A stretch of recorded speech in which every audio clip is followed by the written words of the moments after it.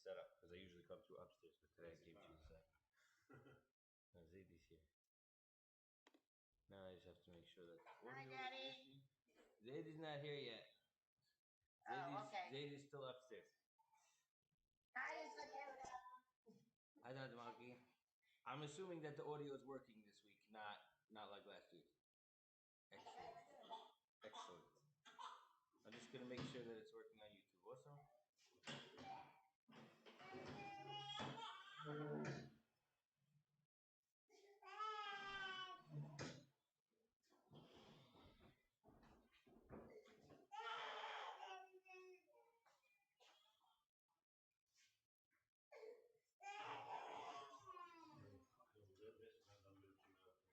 Doesn't that sound so loud for YouTube?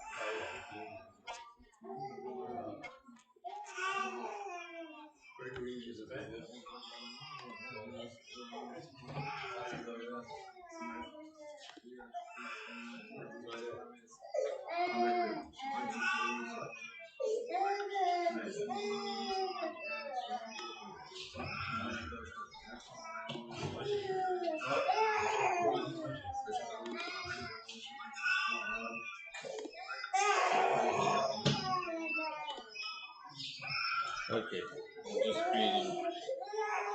creating a loop here. Alright.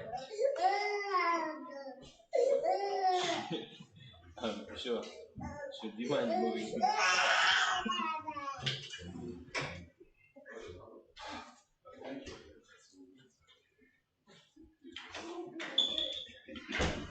Not good. No, one I want to show you how to have this whole thing. It's like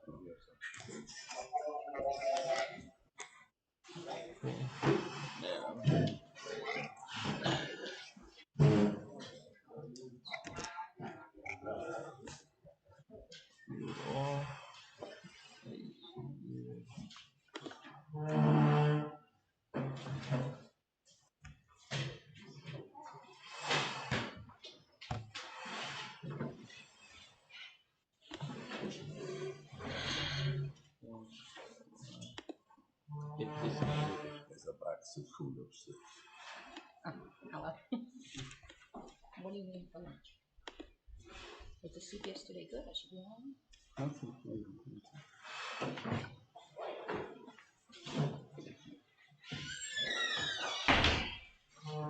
If he starts off with the Ya'akov, Rashi says on the thing that it's a Parshas Stuma, that the last Seder did not end off with a Samach or a Pei, and it's the only one like that. And the reason why, Nisnoi Neim She Yisrael, because of the Shizuk.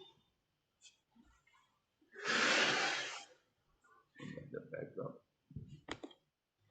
Nisnoi Neim, because of the Shizuk.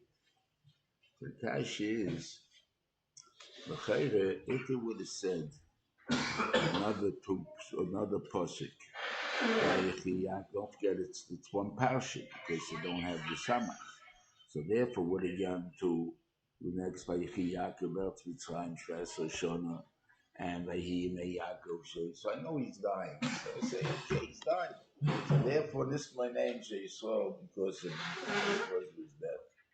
Oh, but Lamaisa, the pasuk, the Pesach starts by Yaakov. Yaakov was alive, and not only that, we all know that the Shiva didn't actually start until Levi dies. So what are we mentioning over here? That the time is that this my name Yisrael. So I want to tiny attack it. That's good for what it means. This my name Yisrael is that that because Yaakov was alive, not because he was dead. Yaakov was alive, and Afal Pikain, they were able to Vayochsu Bo Vayifu Vayuba Mori. We said last time the only two countries in the world that we had through our history that we had an equal chance to be able to be successful is in Mitzrayim, because everybody became an Eved, and when the Yidden came down, they took over the country. And in America, where everything was equal, everybody's an immigrant, except for the Indians. So because everyone's an immigrant, so therefore we have an equal chance. You can't say you're stealing from us. And because of that, we're going to be successful, because we are successful. So therefore, they were very successful. Well, when you get successful in a foreign country, you start to intermingle and everything else, and therefore you can come to the goals. So therefore, they could have come to the Shiur. It said that Yaakov died.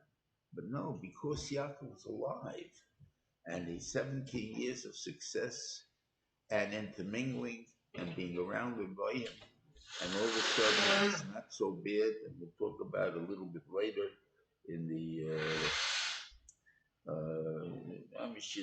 next parashah a little bit about the same angle. Okay, it says over here, he brought over his two children, Menashe and Ephraim, and he calls them Ephraim and Menashe. He said Ephraim and Menashe, Keruvim, Yishim, and Yovi.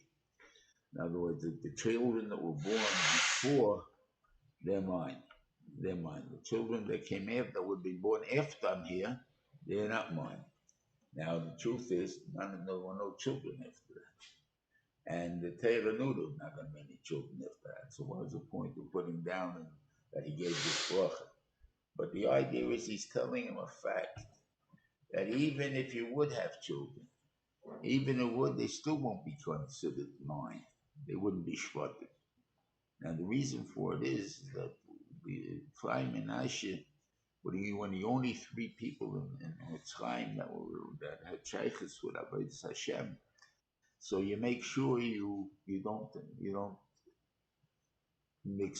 get mixed into the people. You don't integrate with the people. But once you have a lot of people, I can't protect against the Fruman. I can protect against the Freier. I can't protect against the Fruman. Which kid are you not going to let into the yeshiva? I'm not talking about Freier kids. I'm talking about the Fruman kids. Which one aren't you going to let into the yeshiva? Which one aren't you? They live on the block. They daven in the same shul as I daven. So they don't daven with so much kavanah. So they don't daven with what he called. That has an effect on me. And therefore, the people that have effects on one and the other is, of course, is Yaakov, and because they're alive. And while they were alive, they took hold of the land.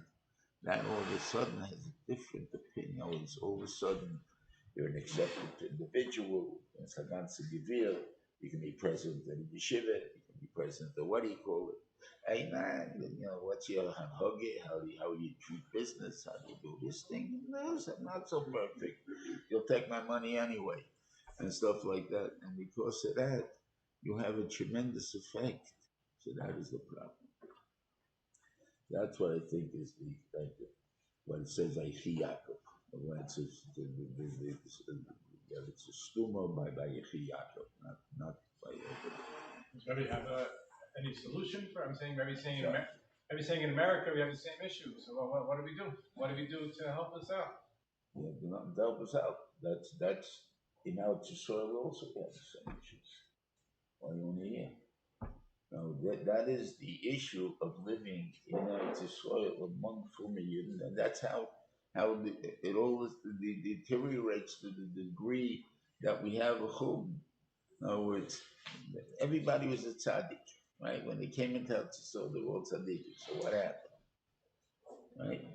All of us, people started dealing in business, people started to do this, people started to cut corners, people started, I have to run out to davening. Davening I can't have a 45-minute davening anymore. You have to cut under a half hour, and things of that sort. And once these things start taking place, and they take place by Erlich Yidden, they don't take place by not Erlich Yidden. They take place by Erlich Yidden. And therefore it has an effect on me, because they're doing it, so maybe it's right to do. I'm not saying that maybe I'm screaming bloody murder in atonement. But after I find it convenient that I should also do it that way, so I'm also going to agree that it may be the right thing to do. So therefore, it has a big effect on me, and that's how the Gullah started. And that's how even the Churban started. Not only the Gullah started, even the Churban started because of that. Because we're not as good as we used to be, and again, it comes in.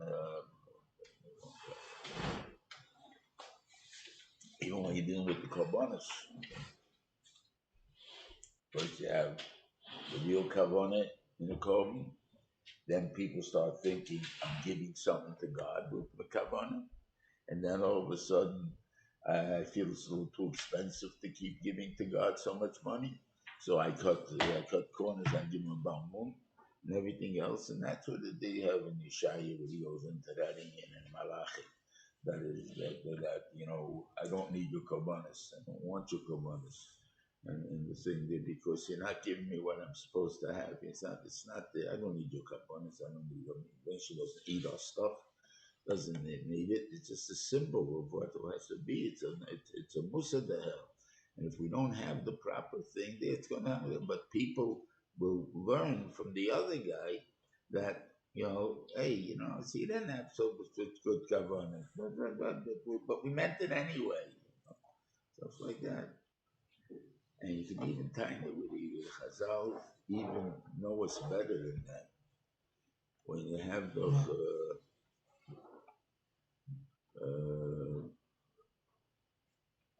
what's the worship by Sukkis, the Tchila Abaynis, Yom Rishon Abaynis, Rishon is over there. So it says Rishon Abaynis. Sukkis is the first day of sin, of Abaynis. What do you mean Sukkis is the first day of Abaynis? You're coming to Abaynis by Samigdash. Why should it be the first the thing there? Because till then, you've just finished Yom Kippur. After Yom Kippur, you had to go find the Abaynis. After the aluminum, you got to go to Sukkah. So you're always busy doing something. The first time you relax from being busy, you know, Vedas Hashem was when it came Yontif. And that's Rishon Laveris. And then all of a sudden you cool down a little, you relax a little, and what do you call it? And obviously we could live with it because the Torah says that that's what's going to be, and whatever it is, and we can still get back to being who we are. We can still get back to him, but sometimes we can't get back to him. When the Kippurim starts looking like the one he grew. In other words, by the Friday it definitely was so. But I think there was even in Orthodox shul, I don't know this to be true, so I'm saying it, but in the Friday shul and the conservative places, the rabbi would announce the World Series scores on from the Biniman. On Yom Kippur. No, it's shut. I don't think Hashem had these the World Series, but the Yom Kippur definitely had World Series. And that was an important thing. Now, what do you mean? It's so important to think, well, what's wrong with it? And to talk about a book, the midas of a book, and the midas of a book. What are you talking about? What's that got to do with shul? Why is dashing on the tail? But it's an important thing. We have to keep the people interested in these things. So I got to do these things. So we're talking about the front people. We're talking about people who want to be religious, who want to go to shul, who want to do all the right things, but it's too boring normally. And therefore, we have to do things, and that makes it change. And the more, and I guess the hechsher to it is that Yankee Rabbeinu lives in our community. He doesn't live where he doesn't happen to live in my shul, but he definitely lives in my community and stuff like that. And then we all pouring down that Saint Marina's house over there, and he's the big tzaddik, and he's the big what he called. But what's it got to do with me personally? that's what happens. That's what I believe happened. That's right.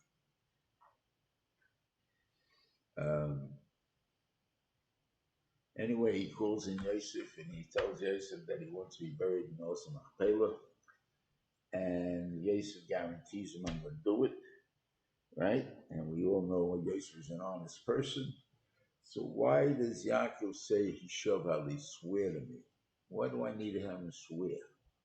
He's going to do his best. There's no question about it. So I think it wasn't because of Yosef that he made him swear. He wanted it for an argument for Yaakov, for Pari. When Yosef is going to come and ask Pari, he wants to go bury his father in Osma play because he requested it. So the first next question that Pari would ask him, did you swear to it? You say, I didn't swear to it, but I told him I'll do it. So that's not a real commitment. That's only a small, that doesn't mean anything. So Yaakov made sure that Yosef made a real commitment in Pari's eyes, and therefore he was able to ask for it. Okay, anyway, we seem to say later on that when he said the Simcha Lekim Efraim Menashe, that he put Efraim before Menashe. Right? Over here he also did that.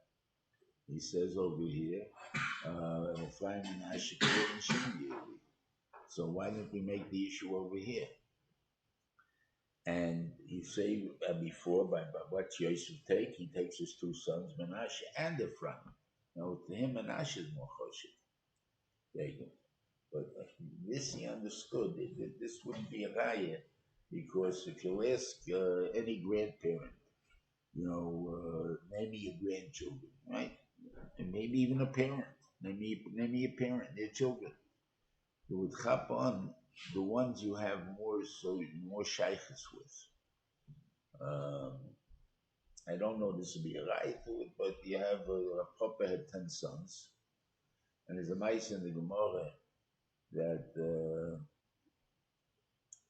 the Papa once told Rova, that was a Rebbe, that there's a star that they had at the Bezin, that it's just full star.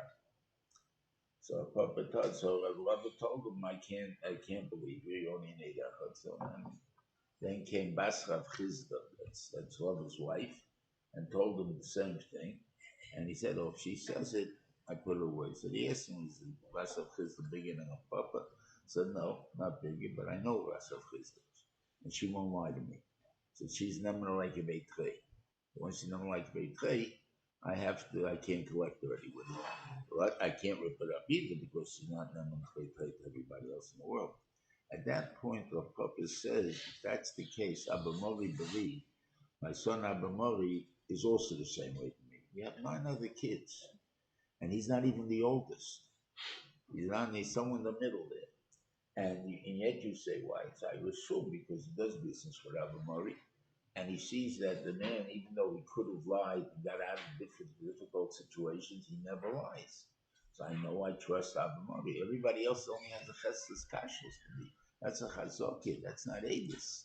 Edus means I believe in Kitbei Trei. This is a fact that he tells me. If he tells me something that's a fact, I have no doubts. If anybody else said, I believe you. That doesn't mean I believe it's a fact. If someone else will tell me otherwise, I'll have a doubt. In this case, I won't have a doubt. So therefore, when he would maybe count Abba Meri Bariz is number 1, because that's the first thing that comes to his mind is Abba Meri, not because he's the oldest or whatever it is. So in this case, who we learn with every day is Efraim. So therefore, the first one they says who's he talking about? Efraim and Menashe. But not because there's more shivas to Efraim.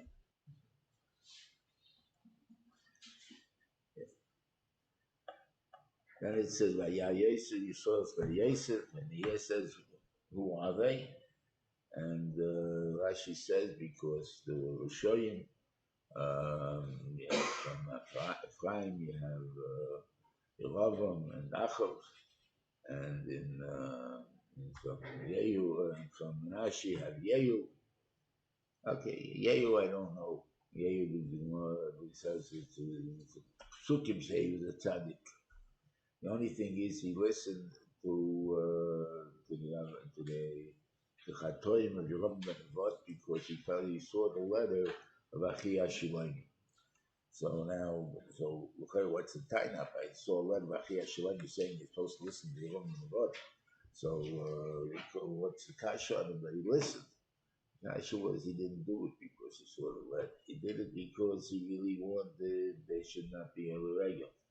And he couldn't, what can I do? I'm a religious person, and what do you call them? I'm supposed to let him go. And then I find a letter from Achi Hashilani, even though it could be fooled, we could have been fooled out of him.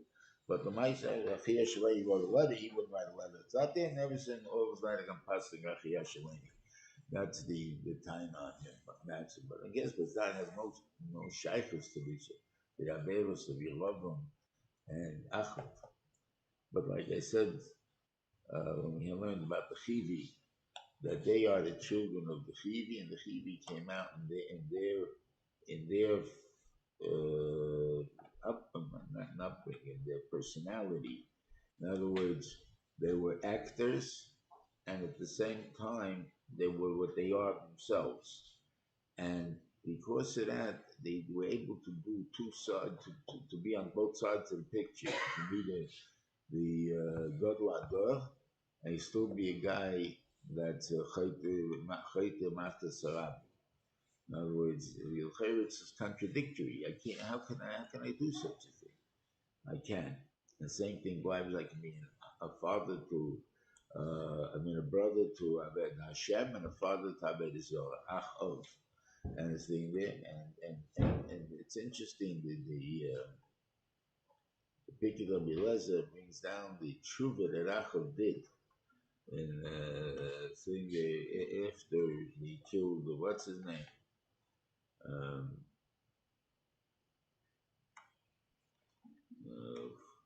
Oh boy, who did he kill?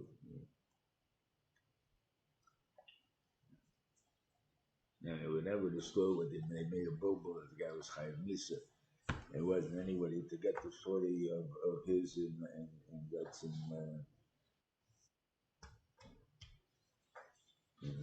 the vineyard that he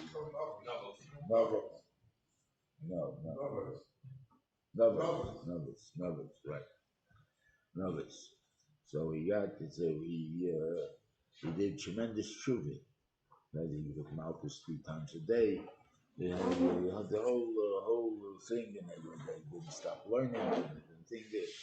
But he was a chayte. He was a big guy who was able to do the bow, was able to do all these things, and at the same time be such a former guy. That's what he called. That takes a guy that's complete contradictions. So that's because what he saw, and he saw if that's the case, I can't give a bracha to such a thing. So he asked them, so something must be mixed up here. He said, and I can't give brachas to no, the such chatoyim that the pshat is that they're like, oh, I can't give him a bracha. So what did Jesus do? He showed him Shtar Ksubah. He said, why didn't he show him Shtar Kedushin? He said, he showed Shtar Kedushin doesn't have names in it.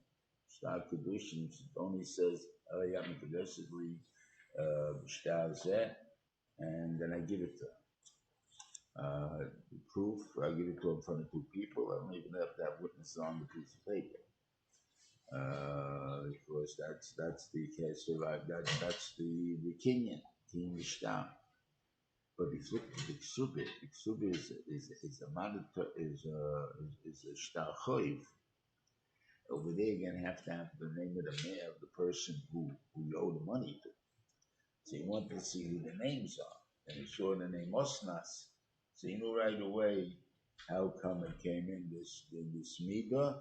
Now they're my midas. They belong to me. I can give you a bracha. Those might have thought they didn't belong to me. These midas. Okay, so then I can't give you a bracha, something like that. But once I see it's mine, then I have to give you a bracha. and I can give on it. It's the same thing goes a lot of times in Shidduchim. We have the family of the Chosin or the Kala don't want the Shidduch, right? But they got to go along with it. But once the Shidduch takes place and it's finished, now they're mine. Doesn't make a difference. Don't criticize them. You can't criticize them. They're mine now. And a lot of people like that, Hashem. So it's a good need in a way.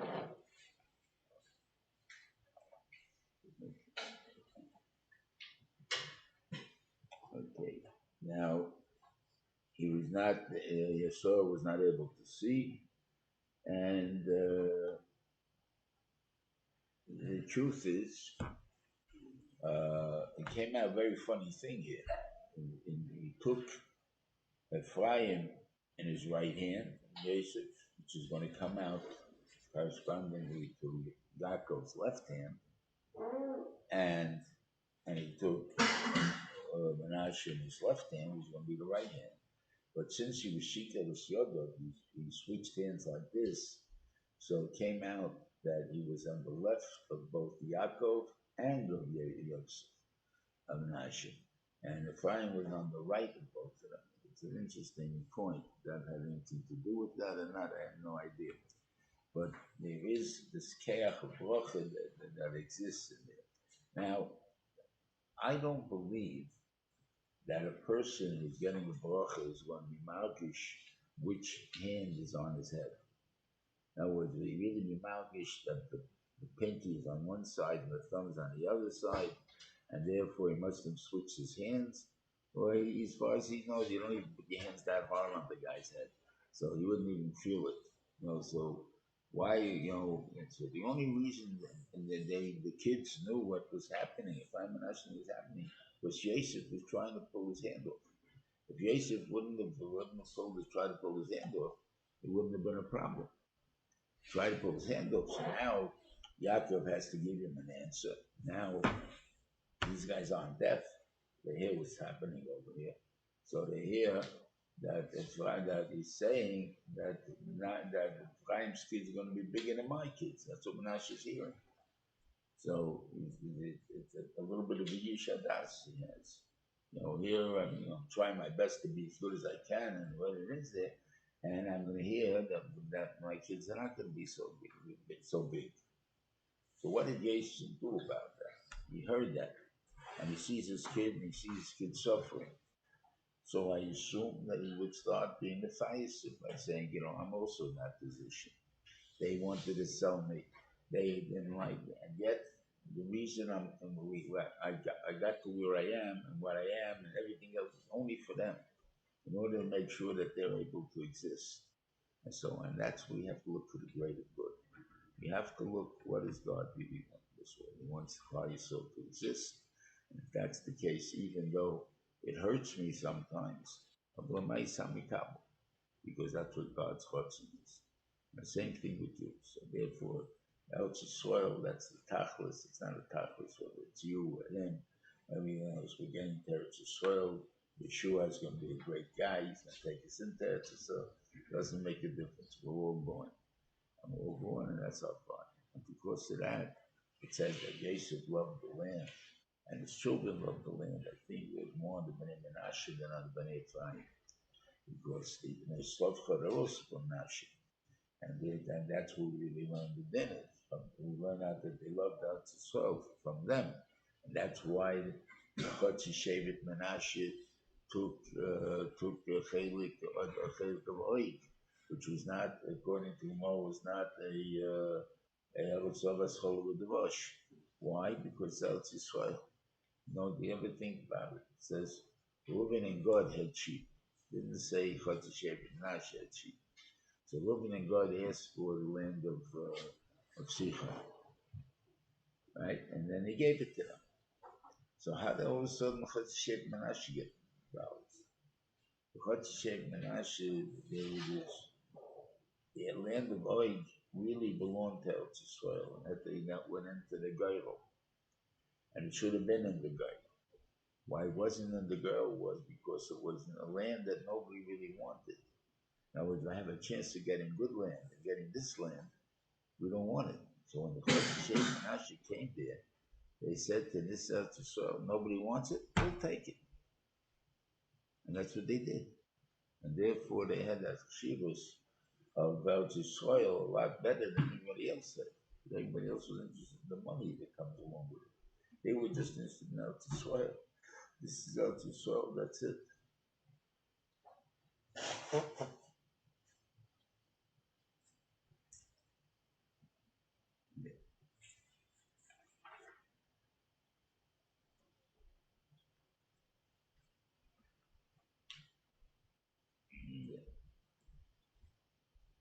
Now, the kasha was, when he said to him,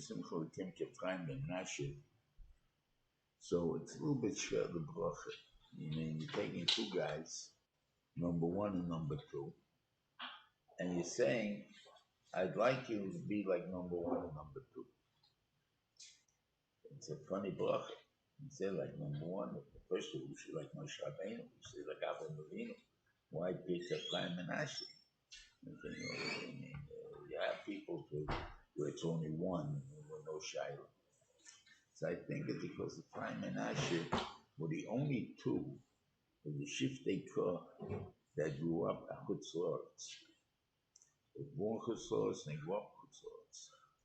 And because they grew up at Chutz La'aretz and they were able to reach that madrega of the Shiftei Kor, which means that they reached their potential.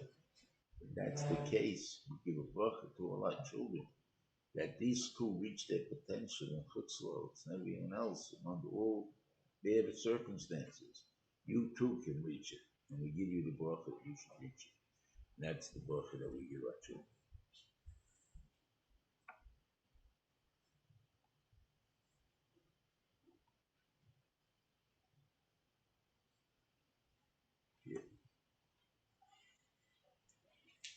And Ya'akov would tell you to give them brachas to the Shiftei Kor before he died, and now we can also give him mussar.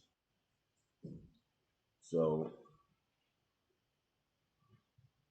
and it says that each one, according to their bracha that he gave them, each should with brachas. So let's see what we're talking about.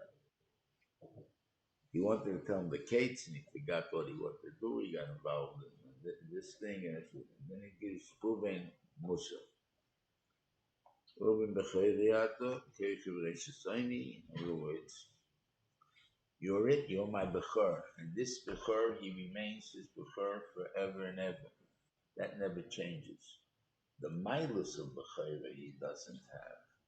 So in other words, whenever they're counting the Shiftei Kor, he always says bechor Yisrael or bechor Ya'akov, Reuven. That's the bechor. He was the Metzias, he was the Reish Hashanah, the first Zerah that Ya'akov ever was mighty. So that's the real Reishis.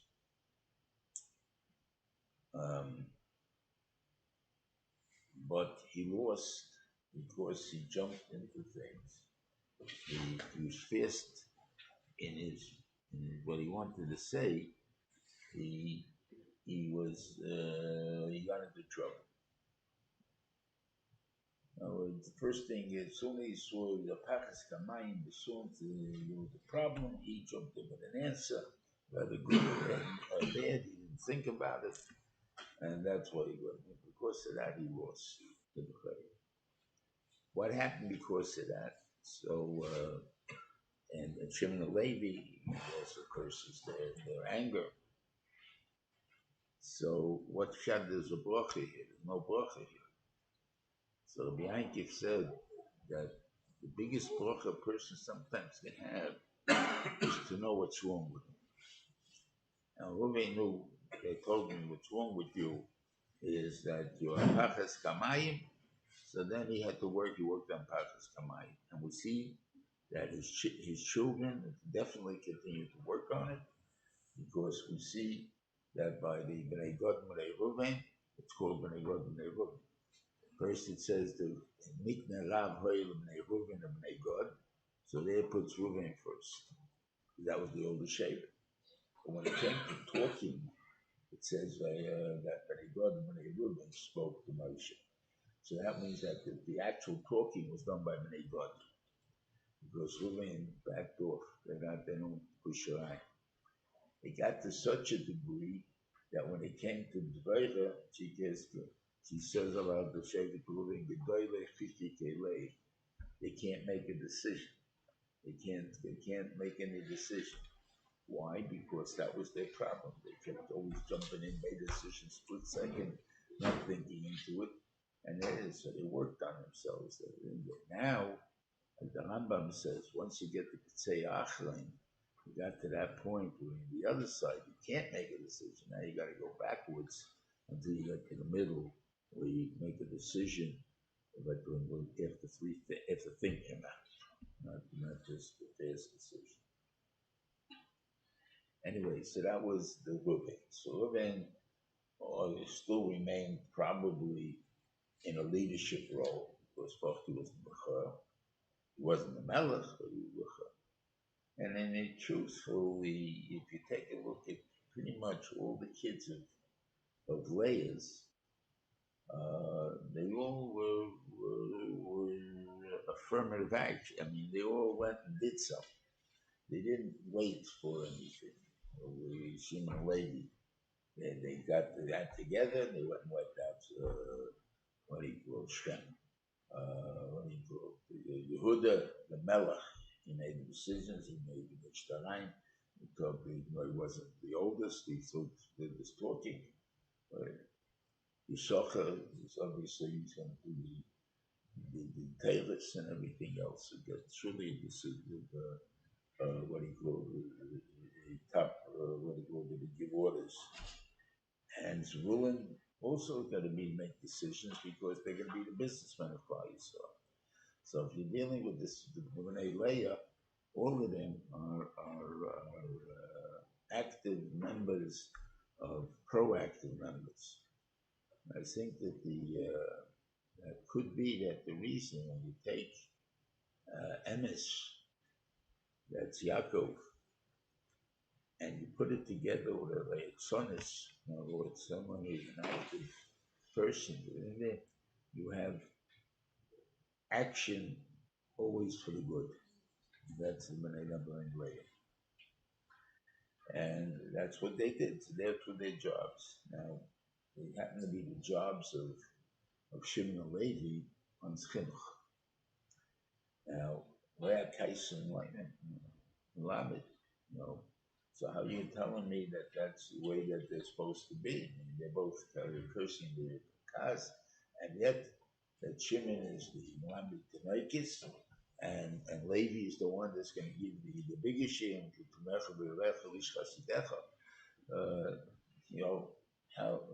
How do they fit in with being the Kaisonim? Shaila is a Kaisen comes because something bothers him.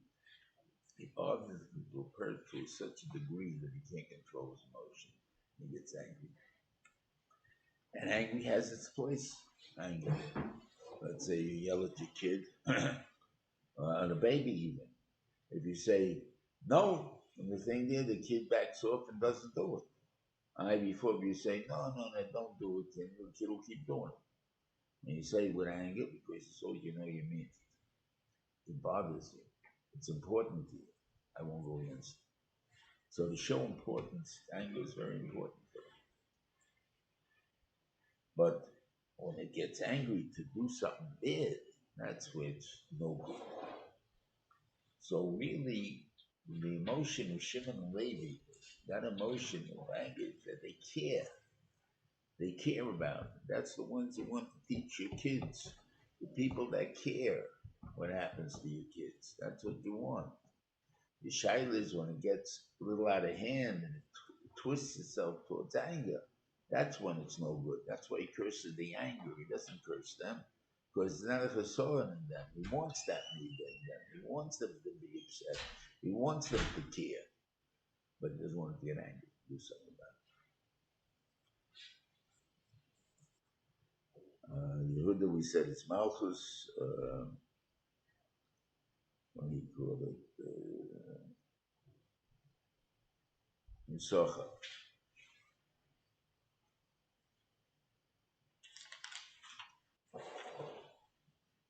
Again, he gives you the bracha before he gives you Socha. That's one for the younger brother. So again, could be because he's the one that's going to support. He's going to support the Socha.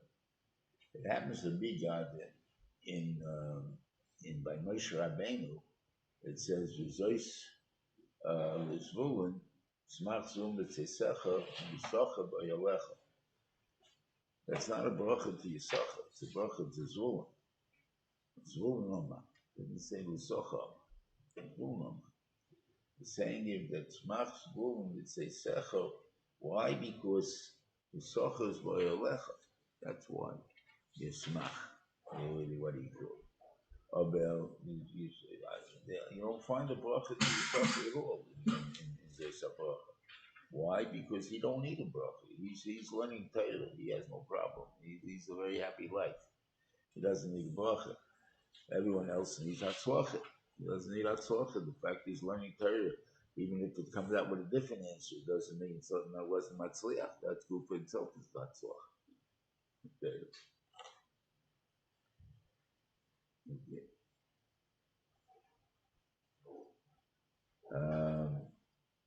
So it says Yisocha Chamergom. What is Yisocha? Yisocha is a Chamergom. So Rashi learns different than Yisocha. Yisocha, Unkelus. Unkelus learns is talking on the physical goodness of the land, and Rashi really says it's the mission in the Vayichi really in others in the 6th parak. Kachi Dakesh Atei. How's it work? He's a Chamer Golan, that he's a very he's working hard. Vayam Menucha Kitay, he saw Menucha and it's good. He didn't question Menucha, he took whatever land they gave him. So Menucha, it's good enough for me. Yeah. So once he said it's good enough for me, so then Vayichi it's not a bad life. That's like I know always in the chapter mission. In the Bible, it says the Tachidaki Shapela, Taira, Mal Taira, my Tishte, our Station, the Torah Omer, Matoisiken, a Shrek Bamazel Tevachmato. Like, what shot in that? I mean, you want to be poor? That thing. So Rashi says it means even if you're going to be poor, you still want Torah. But why you say that's the way of Torah? That's not the way of Torah. You tell me even if I'm poor, I'd rather be rich. No, I say no. For you to become a Talmud Chacham, to be kind of Torah, you have to be sacrificed for Torah. If you don't sacrifice for Torah, you're not going to get it. What happens when a person sacrifices, he finds after a while it's not a sacrifice. That's the part that he's learning. I want it so badly that I don't care what it costs me. It's not a sacrifice. That's his idea. You see it with people who do the dafyeni, that sometimes they don't chop it with the first shiur, right? So they come back at the night shiur and hear what he's got to say about it. And he's listening to it, and the next day he's very, very tired. He finds it very hard to go to work. And his friend says to him, so what's your problem? Quit. He said, I can't quit. It's my life. I'm going to be tired. And you're right. And what he's doing. But I'm not going to quit because it's more important for me to sit and learn and enjoy it. And the thing that it's like my life. Therefore, that's the business. That's the way of Torah. You have to make a sacrifice in order to discover that it's not a sacrifice. You think it's a sacrifice. If people think Torah is going to be a sacrifice, they don't take Torah. They don't even go and try it. Because why? Because why should I sacrifice? I don't want to give up my life for this. Right? But if you go and do it, and then you find all of a sudden that is there's certain hardships involved, but I have the choice to get rid of the hardships or not learn Torah. So I'm going to keep the hardships and learn Torah because the hardships aren't hardships. It's a snag in the road. That's all it is. But it's not something I'm going to stop because of.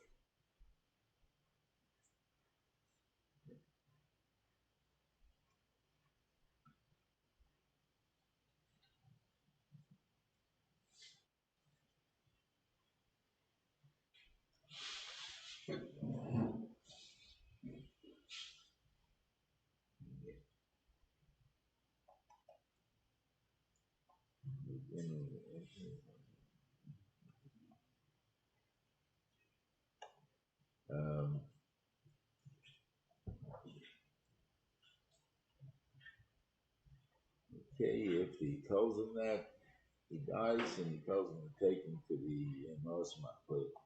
Okay. In other words, there are the pairs are there. The 4 pairs. It's one reason to Salba, but whatever it is, they're taken there. In other words, the only one that was missing was him. He says, "You got to take me there and put me there." Okay. He finished being mitzvah. That's okay. So Yosef finally kisses him. He said last time that he didn't kiss him because now he could have kissed him afterwards. He didn't kiss him.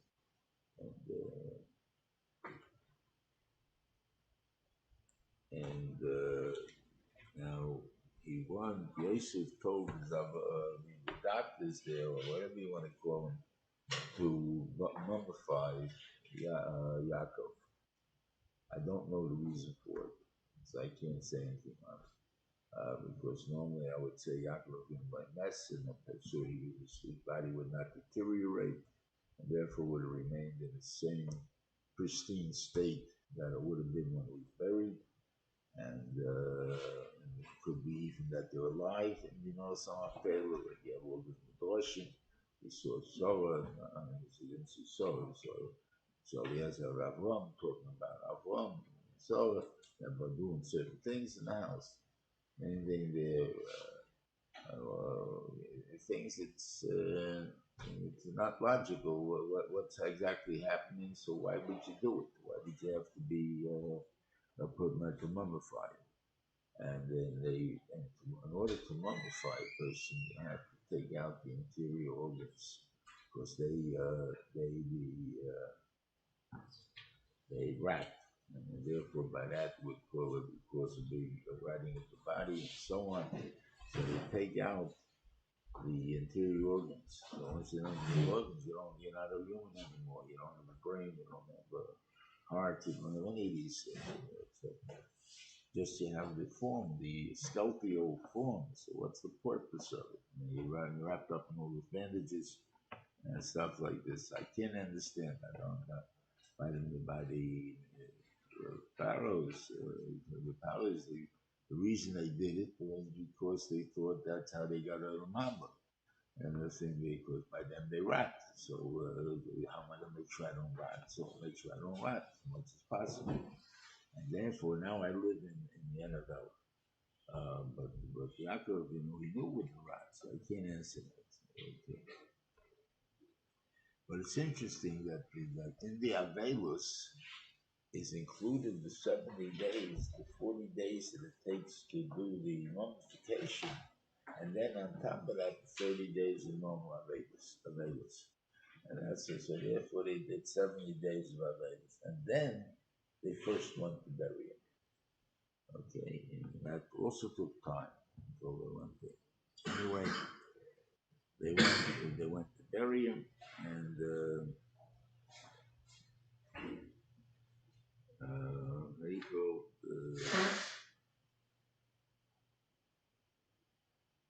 was a big army, again, and they were So Rashi says one of the pshatim he says is that it looked like thorn bushes because everybody took off their crown. Really, they came to war. Now, they thought they were being invaded by Mitzrayim. Therefore, they came to defend themselves, and they came to war. And when they saw that it was a Levaya, and it was and Yosef put his crown down, so they added their crowns. Why would they do that? I mean, Yosef put his crown down. It's his father. But what about the other guys? The other guys, what chaps up back to this Levaya? I mean, and saying, yeah, okay, I don't attack them because they didn't mean anything. They didn't come here to fight with us. But why should I join them in the hesped? So I think what he does is he's saying that the reason I was able to save the world and to do the tachlis that I had was to feed the end of the world and everybody else was because I learned from my father that the job of the king is to be the servant of the people, not the boss of the people. The reason that you're the boss, the reason that you have to give you covered, the reason that you have the power of life and death, that's because the authority has to be listened to. In other words, when you decide something is better for the rabbi, if this guy would take away this guy's land and stuff like that, so then we have to be able to do that. If he wants to put up a fight and say, I'm not letting you take it, then obviously I have the power of killing him and stuff like that. Now the question is it unfair? Does the king have to be fair? Of course he has to be fair. He has to be, but we're talking about where ultimately, even if I pay you for the land, I want my land, I don't want the money. Understand it? But the mice is that for the betterment of everybody, it's important that we take away your land. We have to make a new highway here. We have to make a new wedding hall over here. So we take away the land. So these are why we give them the power. But in reality, it has nothing to do with being the king. The power of the king is the king is that he's a servant of the people. He has his job to make sure that whatever they need, as far as peace, as far as panoset, as far as crime, it's his job to make sure it works, and that's what the Malch does. And everyone is masim. They need a Malch. They need someone to be officially in charge of all this. Okay, so we said that. He said so. Everybody agreed. So this was some of the argument in the Middle Ages, where you had kings that were not worthy to be kings. In other words, they had good prime ministers at times, and therefore, usually that prime minister usually lost his head somewhere along the line. The reason for it is because I have power. I have power, and it's what he called the divine right of kings, and that's my right to do all these things. It's not just chat. I'm doing it because you have to give me authority. I'm doing it because that's my right. I have the right to kill you. I have the right to do everything. It's the divine right of kings. God gave it to me, and therefore that was not necessarily understanding what the job of the king is. But all these kings, by hearing that, they said that is the job of the king. So therefore, that to be masking, to put down that this is what we have to teach everybody. That the power of the king is only in order to serve the people. That's it. So they will put it down around Ya'akov.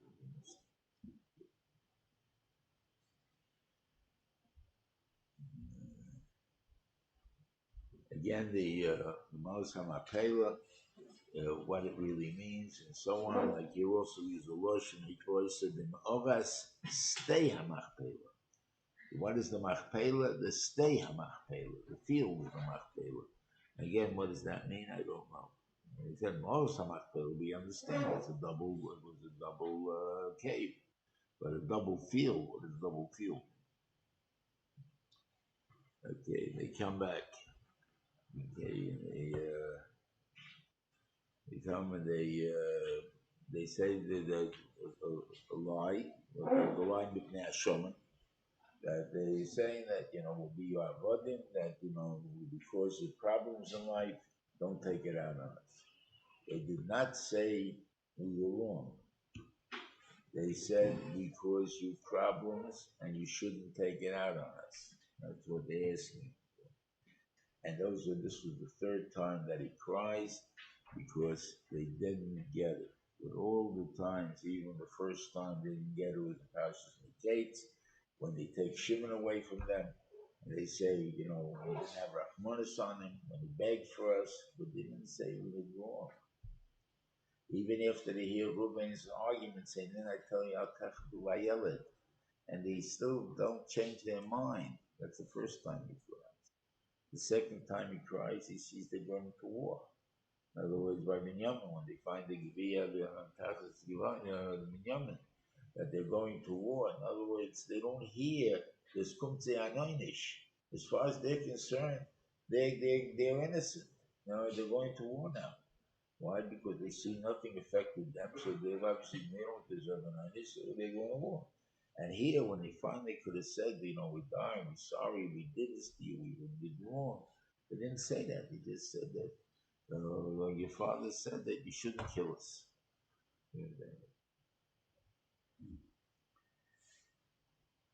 The Nikya is a little bit,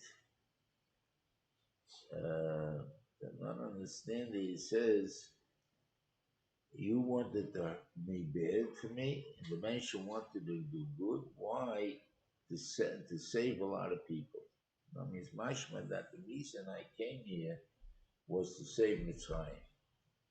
And the first time Parshas Miketz, when he says to them, God sent me here in order to make a place, a plato for you to be, because you're the Ikya, and but someone had to be here to set up an area for you. That's why he chose me. So therefore, it's a different type of thing. That mean he changed his mind on it, didn't change his mind on it. This I can't answer you. But something to think about it at that point. Why does it say, about that he did it before the same Ramrab?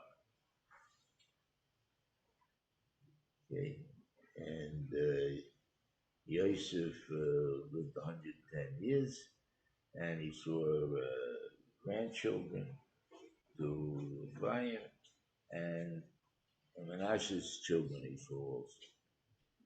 And it's interesting, Menashe's Moshe, the truth of grandchildren. Why Moshe? Menashe had a lot of more children, Yoya and Nebach, and what he called, they never had children. Why? I can't answer you. And the whole Shevet comes out of Moshe, which is one of the sons.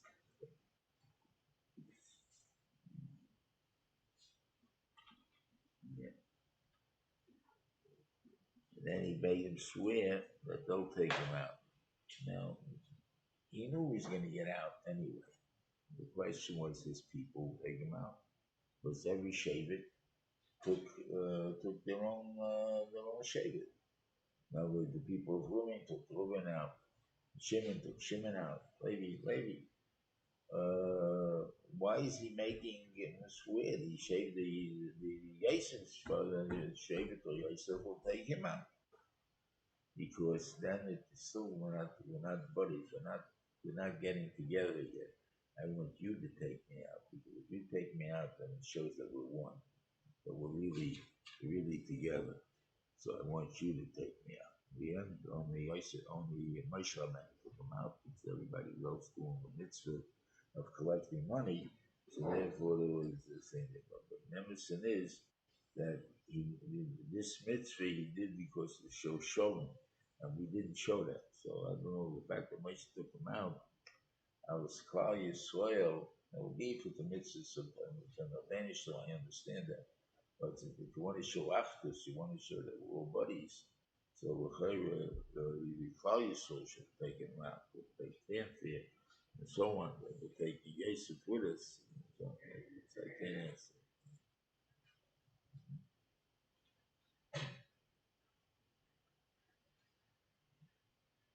And on this, the Menim Chai says that Yaakov did that, that Yosef did not forgive them. He wasn't Michael them, and therefore was there's a all the machlekes that exist in the Torahs between the Yosef and the rest of the body. So I wanted to say that maybe that's a din of slicha, not mechila. Mechila means it's gone, what they gave you. So now we can be buddies. Slicha means I won't punish you, but I don't forgive you. I keep in mind I'm still angry at you, so what do you do? And that's really why we ask for slicha all the time instead of mechila, because mechila is very hard to get. With slicha, the Benishim can't forgive it. Now, we did find Salafiti Berecha that Moshe Rabbeinu asked for we forgive, that we should have slicha, meaning he shouldn't kill us, and therefore he's not going to kill us. That doesn't mean he made us equal to him. We're back the same way it was before.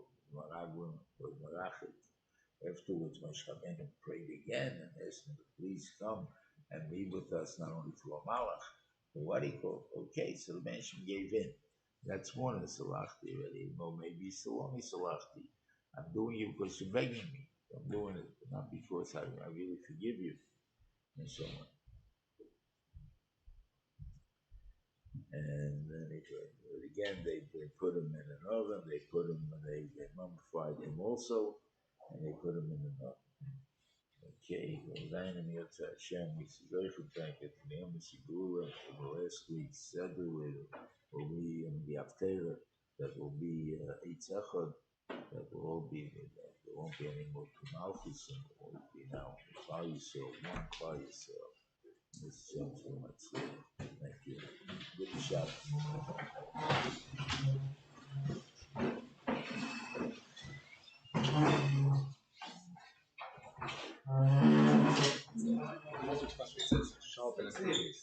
Especially it says Shal ben Aknan. Shal was from the Knan. And the people the mice were saying that he showed the Ksuba from the Osnas. So I was wondering, how is it? Was it Osnas or was it Shal? Shal is from Shit. No, but it's what was from the Knan? Yeah, but it's but it was not. The Shaila was her son, Dina's son, because Knan is because